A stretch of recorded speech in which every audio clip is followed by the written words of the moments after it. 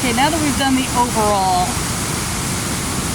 that's a section of water, but then that is another crack full of water that is presumably falling water into it like that side is. And this is a sheer 70-ish, 60-degree slope to the water. And I did notice